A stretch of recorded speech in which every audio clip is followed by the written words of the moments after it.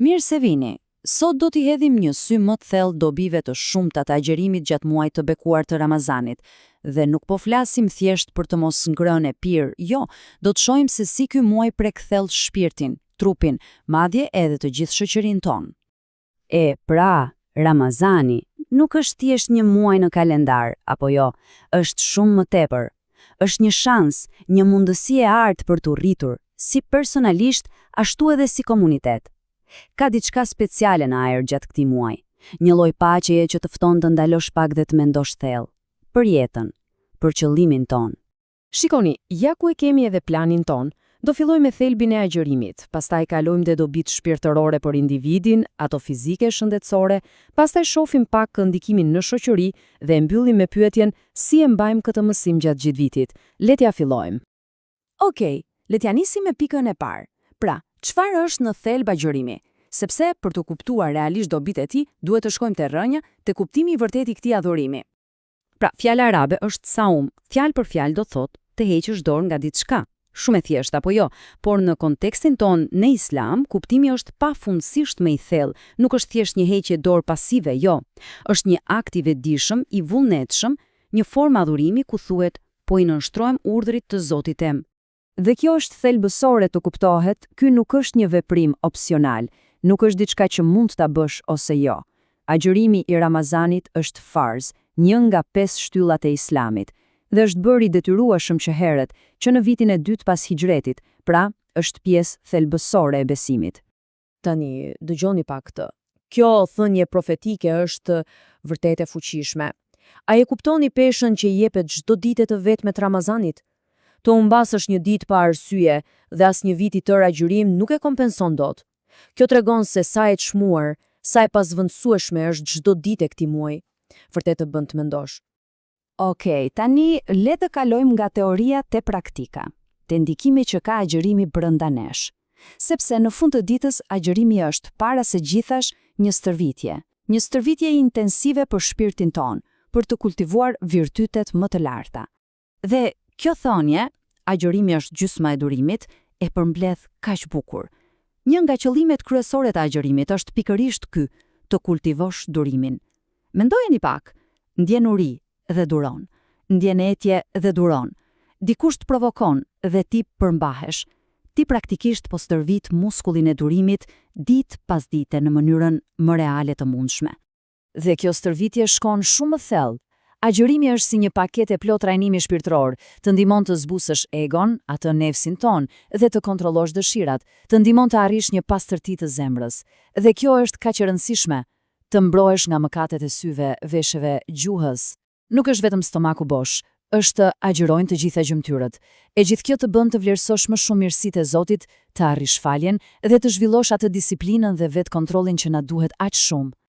Dhe pas gjithë kësaj përpjekjeje, cili është shpërblimi? Ja ku e kemi. Një premtim i mrekullueshëm.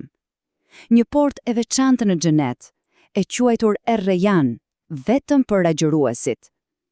Vetëm mendojeni pak atë moment, ditën e gjykimit, kur do të thirret. Ku janë agjëruesit?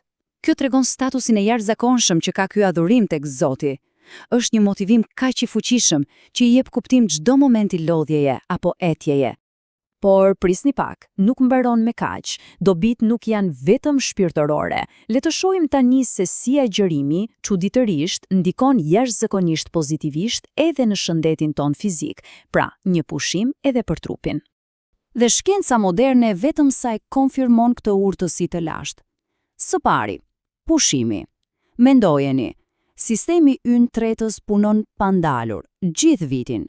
Ramadhani i jep atij një pushim të merituar për rreth një muaj. Së dyti, detoksifikimi. Trupi më në fund ka shansin të pastrohet, të largoj toksinat dhe yndyrnat e tepërta. Pastaj vjen parandalimi. Agjërimi ndihmon në uljen e rrezikut për sëmundje si ato të zemrës apo diabeti. Dhe së fundi, rehabilitimi. Sa njerëz e përgorin Ramazanin si një mundësi të artë për të lënë duhanin apo zakonet të tjera të dëmshme? Është momenti perfekt. Dhe e gjitha është menduar me urtësi, për shembull, iftari. Pse tradicionalisht e çellim me hurma dhe ujë? sepse pas një dite të tërë pa ngrënë, niveli i sheqerit në gjak është i ulët. Hurmat e ribalancojnë ato pothuajse menjëherë, duke i dhënë trupit energjinë e duhur për të vazhduar me adhurimet e mbrëmjes. Mirë, deri tani folëm për individin, për shpirtin dhe trupin. Por si ndikon gjithë kjo në shoqëri? Si përkthehet ky akt individual në një forcë pozitive për të gjithë komunitetin? Le ta shohim. Po të shikosh me vëmendje gjatë Ramazanit, do vëresh diçka të mrekullueshme. Lidhjet shoqërore forcohen në mënyrë të jashtëzakonshme. Xhamit gjallërohen, të gjithë fillojnë dhe mbarojnë agjërimin në të njëjtën kohë. Falin teravit krah për krah, shtrojnë iftare për njëri tjetrin.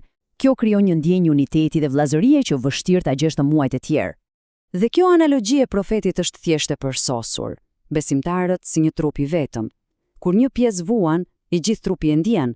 Pikërisht këtë bën në Ramazani, na bën më të ndjeshëm ndaj njëri tjetrit.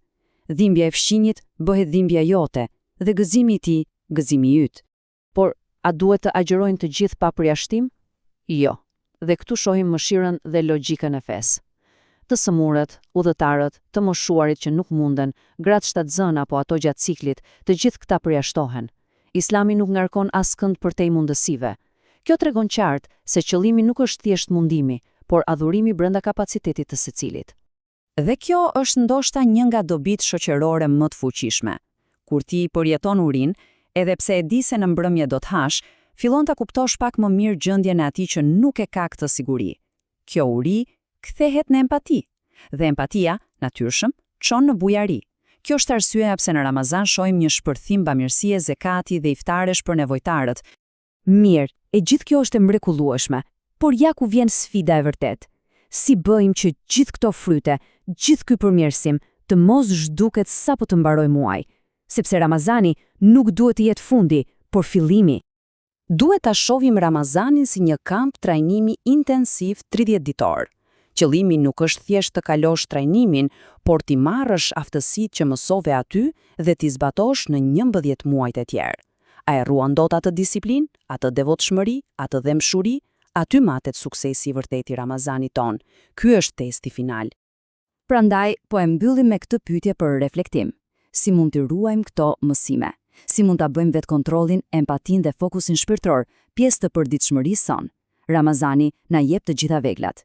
Sfida jon e secilit prej nesh është t'i përdorim ato çdo ditë, duke bërë që bekimi dhe disiplina e Ramazanit të ndjet gjatë gjithë vitit.